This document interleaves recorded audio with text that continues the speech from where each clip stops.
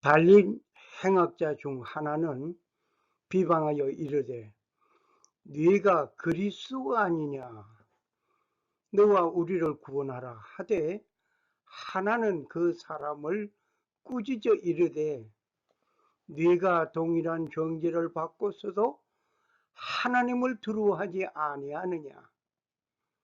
우리는 우리가 행한 일에 상당한 보응을 받는 것이니 이에 당연하거니와 이 사람이 행한 것은 옳지 않은 것이 없느니라 하고 이르되 예수여 당신의 나라에 임할 때에 나를 기억하소서 하니 예수께서 이르시되 내가 진실로 네게 이르노니 오늘 네가 나와 함께 낙원에 있으리라. 갈보리의 저주의 장소로만 보지 말아야 할 것입니다. 갈보리를 저주의 장소로 보는 자가 많이 있습니다. 하나님의 아들이 나를 구원하기 위하여 죽으신 곳이 갈보리입니다. 그분이 세상의 모든 죄를 홀로 담당하신 곳입니다. 마귀가 기뻐하고 승리의 개가를 부르던 곳이 갈보리였습니다.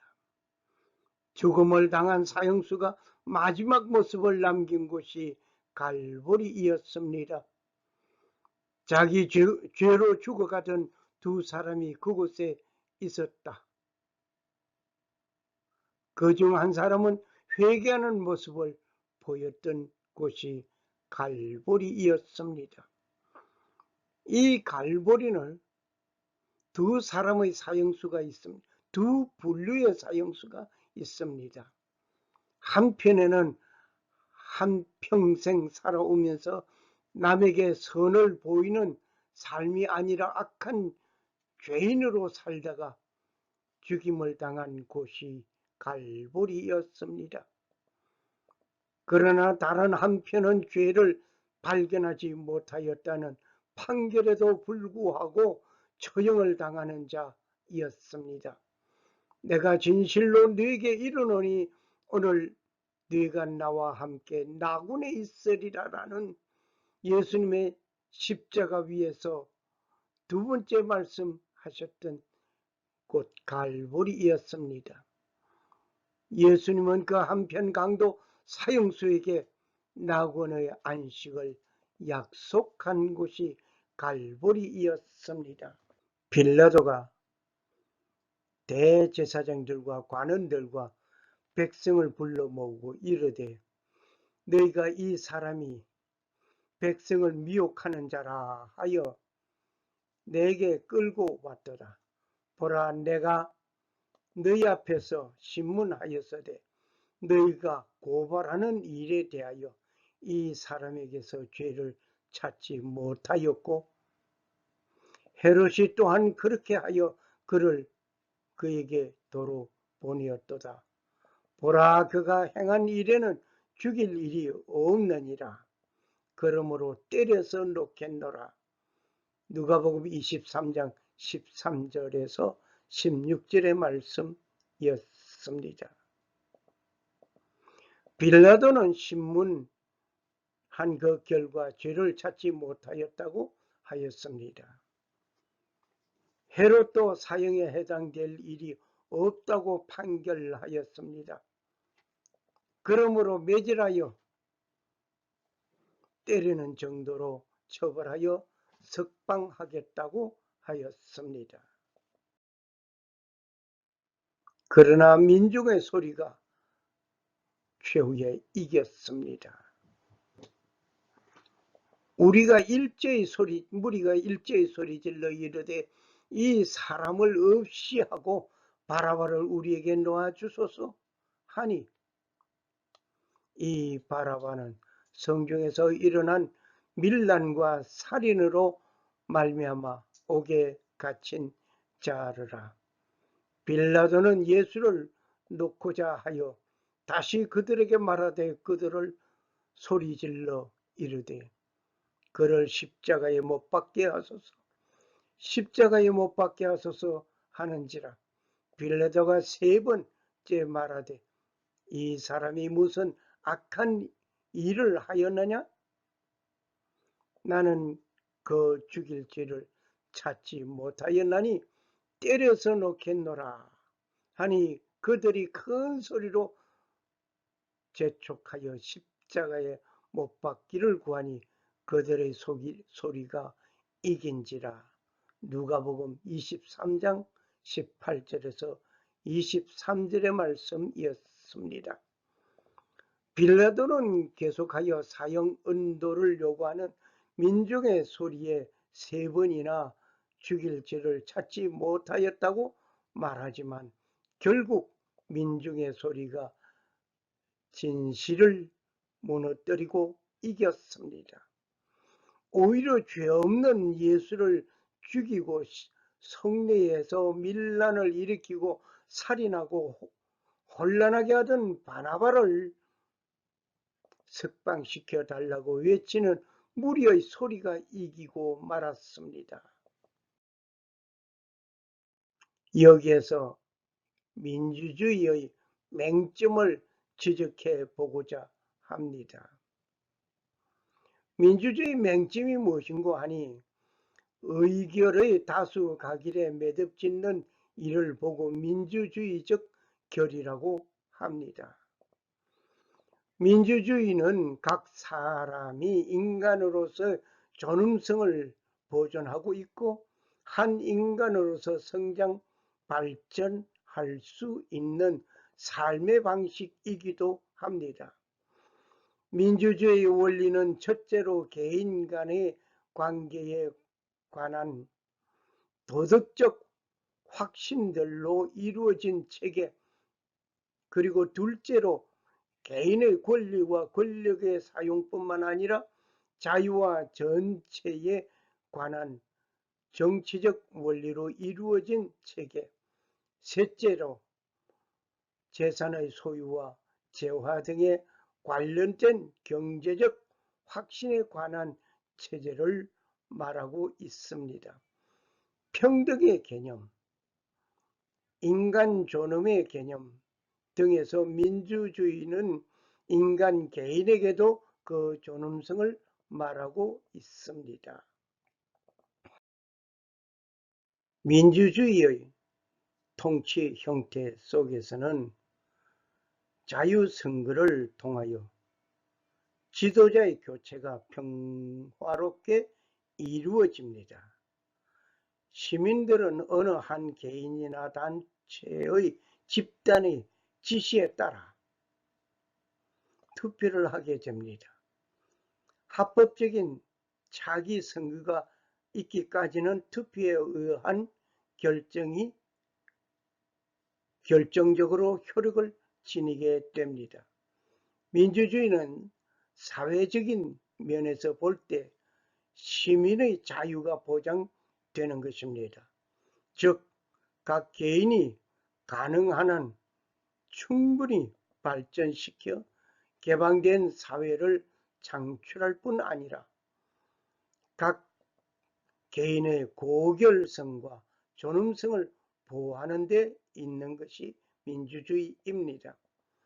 투표, 민주주의의 투표, 그 결과 반대하던 자가 수적으로 밀리면 패하게 되는 것입니다. 그렇게 패한 자는 승자에게 굴욕을 당하는 일이 종종 있습니다. 오늘 빌라도의 판결이나 헤롯의 판결은 민중의 소리에 밀려 바른 말이 고개를 숙이고 뒷전에 서야 하는 상황이 된 것입니다. 올바른 소리는 감춰지고 불의한 소리가 승리하는 것이 때로는 민중의 소리에서 다수 각일에 의해서 이루어지고 있음을 본 것입니다. 세례 요한 시대에 의를 외치고 회개를 촉구하던 그 자는 참수당하는 인물이 되고 말았습니다. 이 세례 요한은 한 사람이 외친다고 할지라도 올바른 소리에 귀를 기울이는 아름다움이 요구됩니다.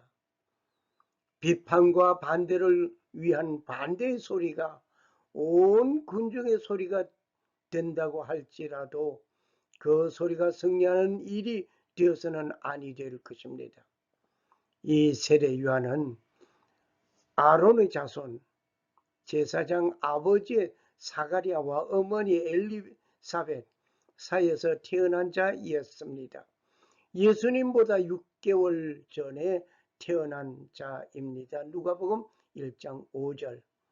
나이 많은 엘리사벳이 수태할 것과 아기의 이름을 요한이라고 하려는 천사의 예고를 듣고 사가랴는 아들을 낳기까지 입이 봉하여졌습니다.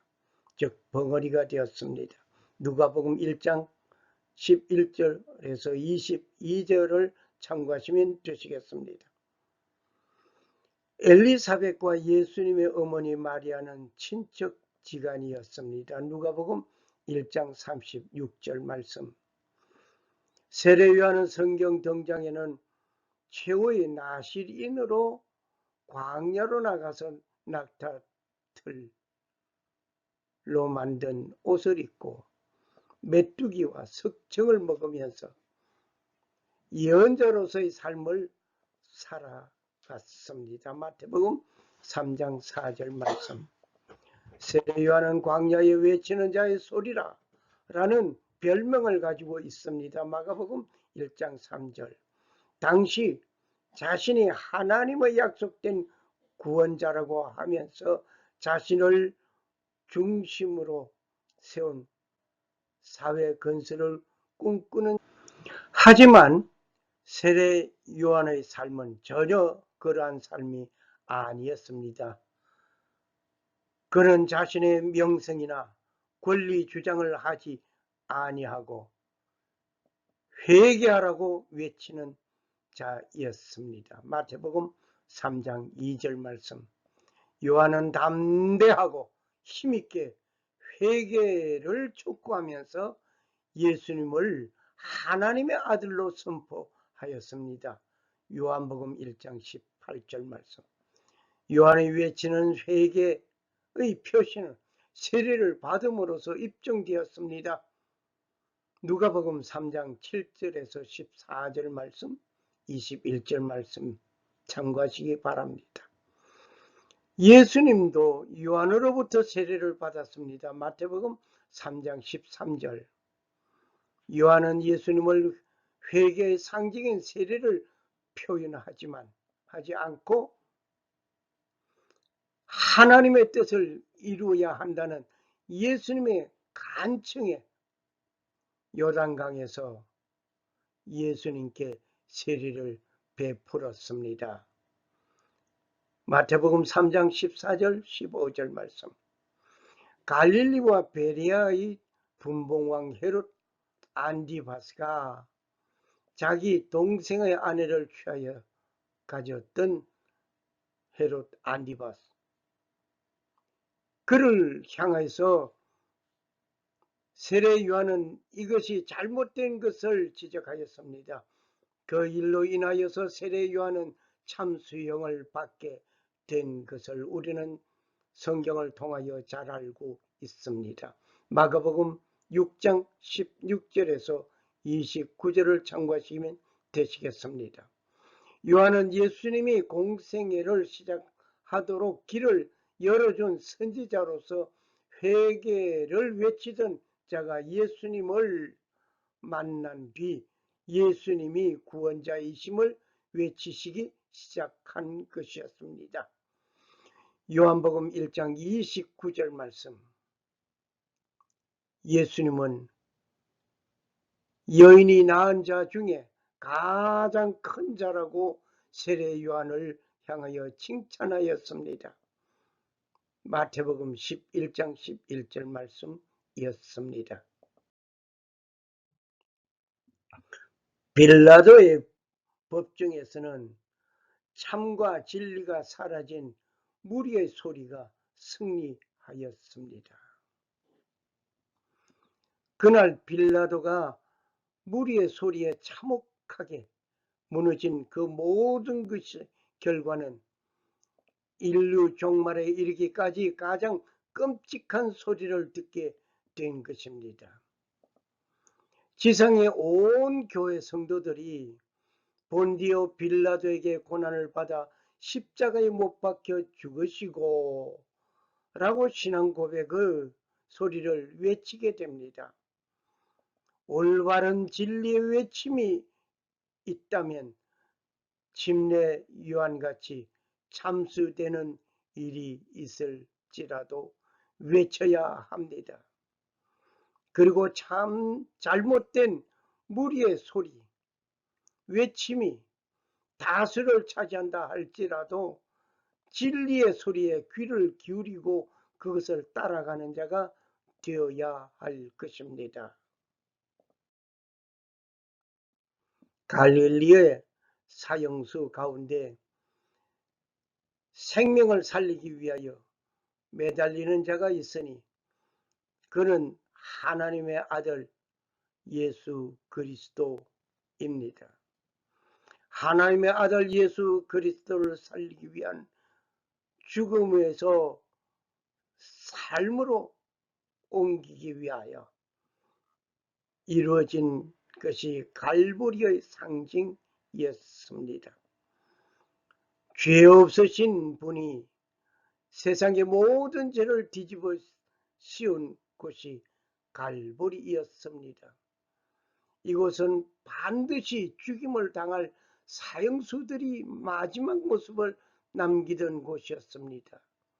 그곳은 예수님의 약속이 있는 곳이 갈보리였습니다. 세상에는 많은 약속이 있습니다. 그 약속을 지키지 않을 때 약속은 아무 소용이 없습니다. 약속은 지켜질 때에 가치가 있는 것입니다. 약속은 하늘을 두고 맹세한다, 약속한다는 말을 우리는 쉽게 합니다. 누구하고 약속할 때 나 하늘을 두고 맹세한다 그러죠. 그러나 그렇게 약속하였지만 그 형편과 사정이 달라지면 언제 그 약속을 행하였던가 식으로 잊어버리고 파괴되는 경우들이 많이 있습니다. 그 결과 엄청난 혼란을 초래하는 사람들도 있습니다. 오래된 이야기입니다. 한 군인이 군대에 입대하기 전 사귀던 여성과 제대하면 곧바로 우리는 결혼한다 라고 약속을 하였습니다. 그런데 군사 우편으로 서로 연락을 받고 주고받고 하던 사이에 아름다운 편지들이 오가고 있었습니다. 그런데 어느 날 순간 편지가 뚝 끊겨져 버렸습니다. 계속해서 편지를 보내었지만 답장도 되돌아오는 편지도 없었습니다.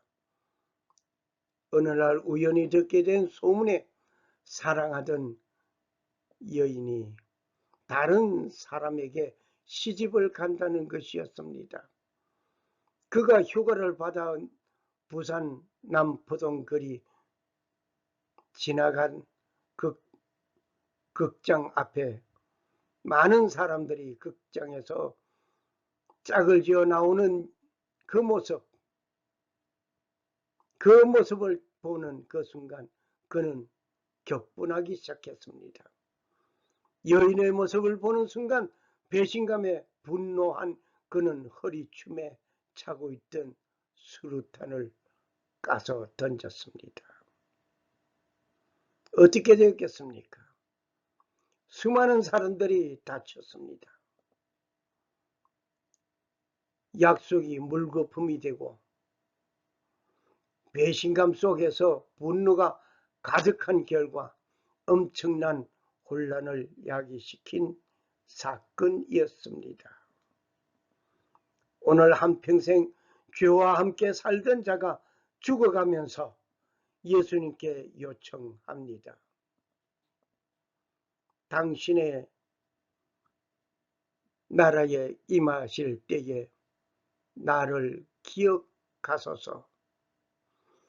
예수여, 당신의 나라에 임하실 때에 나를 기억하소서. 누가복음 23장 42절 말씀. 이 부탁하는 그 모습, 어떻게 보면 뻔뻔스럽게 짝이 없는 인물로 취급될 수 있습니다. 살아온 과거가 어떠했는가? 삶에 의로운 행위가 있었던가? 선행이 있었던가? 지금까지 그가 무엇을 했던가? 누구의 죄로 인하여 죽어가는 것인가? 등등을 생각하여 보면 뻔뻔스러운 짝이 없는 그가 예수여, 당신의 나라에 임할 때에 나를 기억하소서.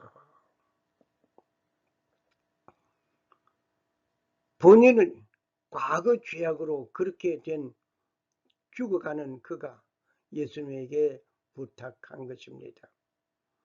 분명 그에게는 감히 내어놓을 만한 그 어떤 선한 모습 없습니다. 하지만 그가 예수님께 부탁하는 것은 예수님과 함께 나군에 있고 싶었던 것이었기 때문입니다.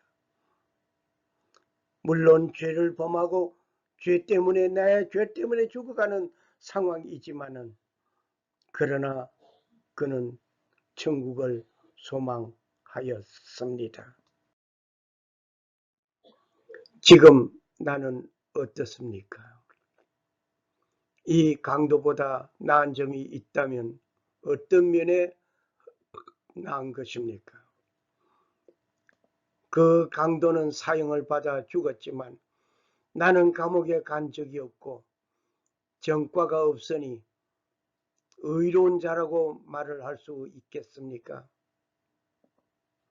즉, 그는 죄인이고 나는 죄인이 아니라고 구별할 수 있겠습니까? 의인은 없나니 하나도 없다고 로마서 3장 10절에 말씀하고 계십니다. 모든 사람이 죄를 범하였음에 하나님의 영광에 이르지 못한다고 로마서 3장 23절에 말씀하십니다.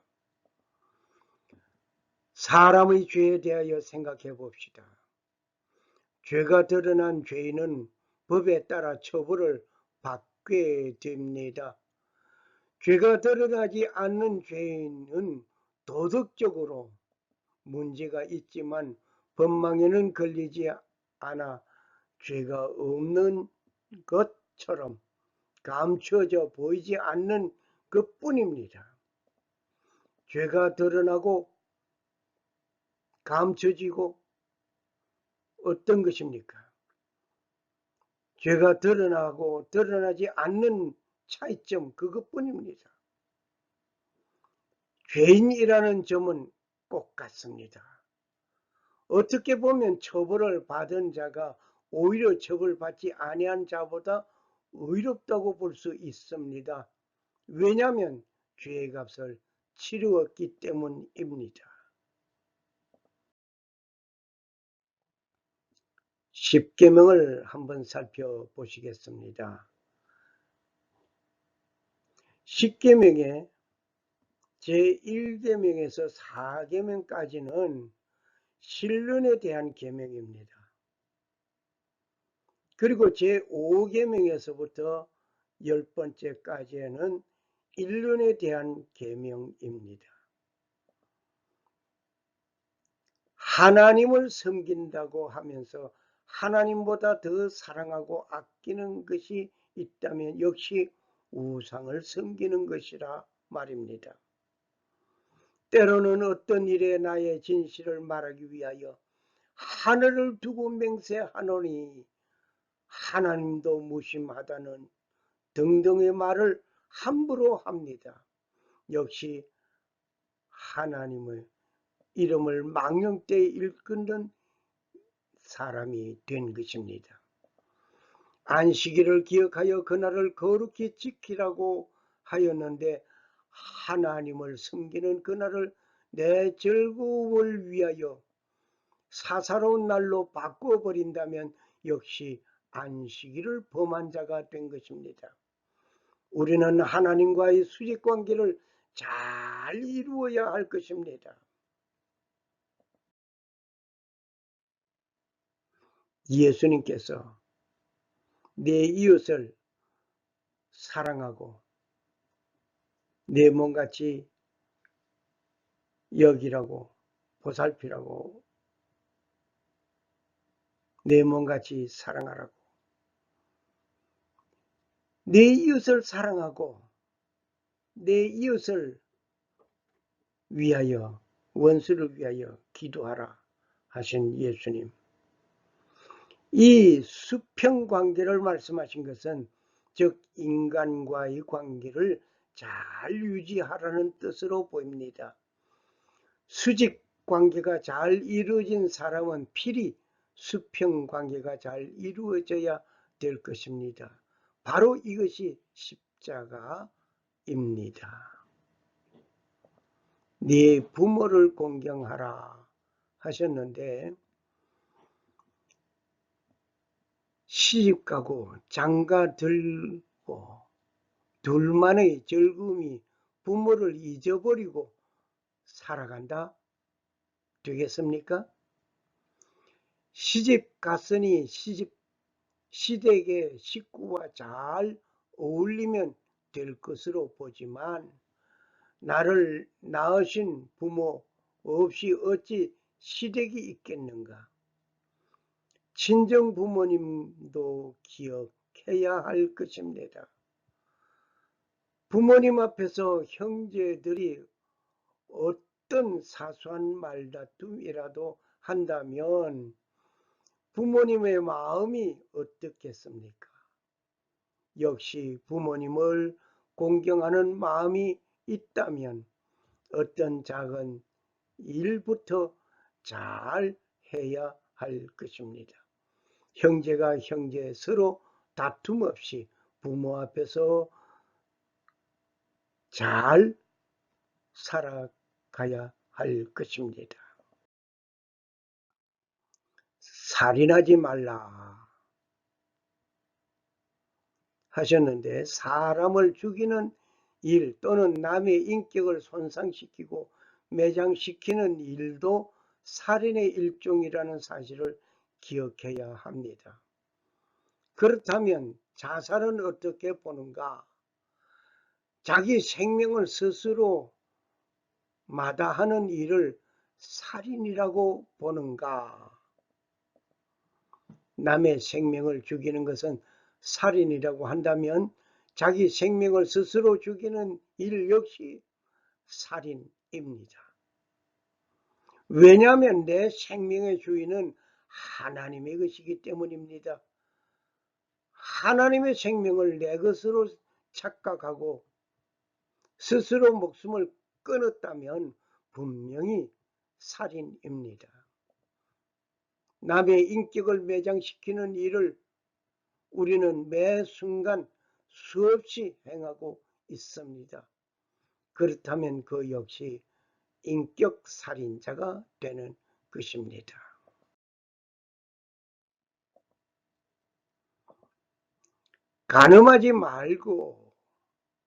간음하지 말라.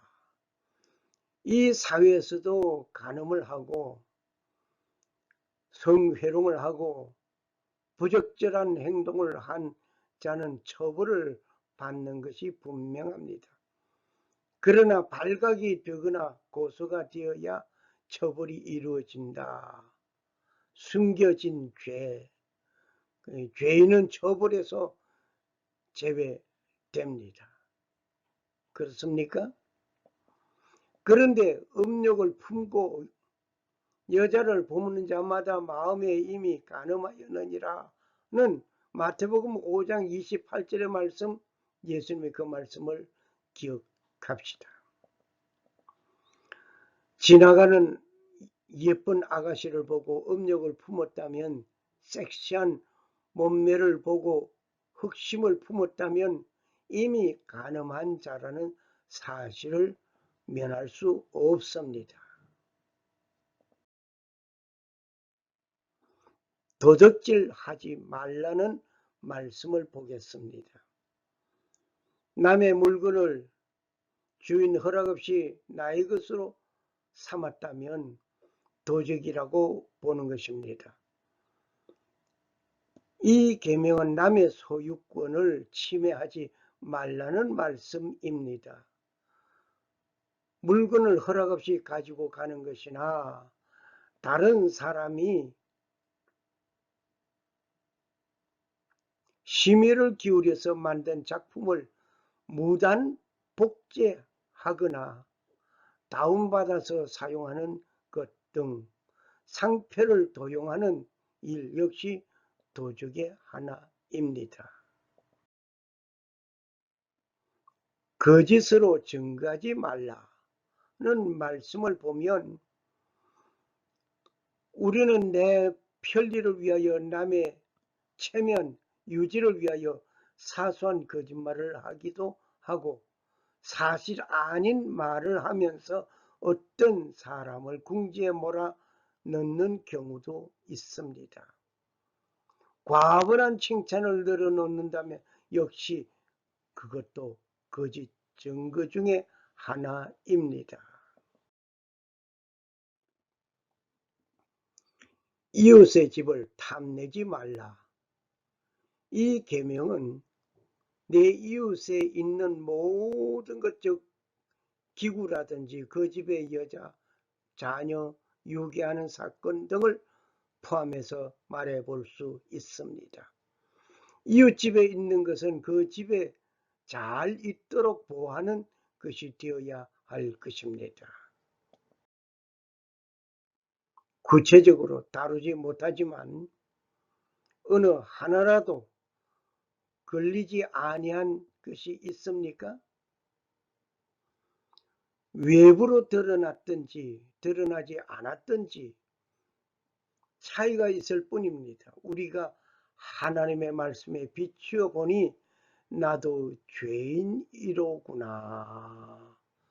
너가 죄인이 아니라 내가 죄인이로구나.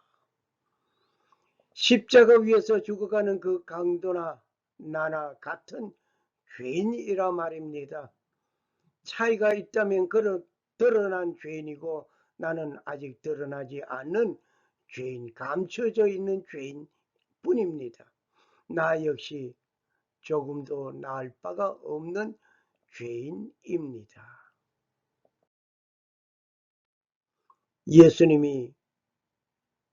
예수님께 요청하는 그 강도에게 나와 나군에 있으리라 약속하신 것은 전적으로 하나님만이 베푸시는 놀라운 은혜입니다.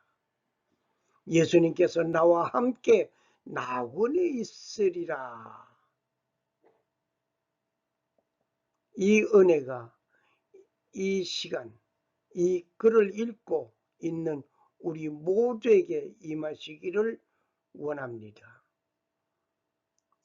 구원은 하나님 중심에서 시작되는 것입니다.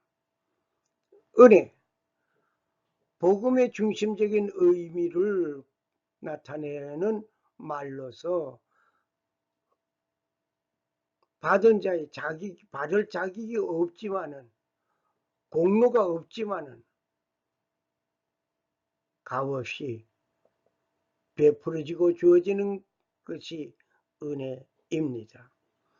하나님의 은사, 특히 죄에 대해서 구원하시는 은혜 말입니다. 허물 있는 자를 용서하고 축복하시는 무상적인 하나님의 사랑, 특히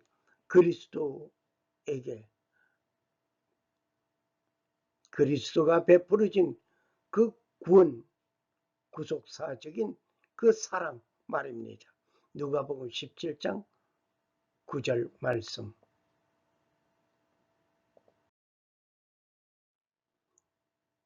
나는 스스로 온 것이 아니요 아버지께서 나를 보내신 것이라. 요한복음 8장 42절 말씀. 예수님은 스스로 온 것이 아니라 아버지께서 보내심을 받아 오신 것입니다.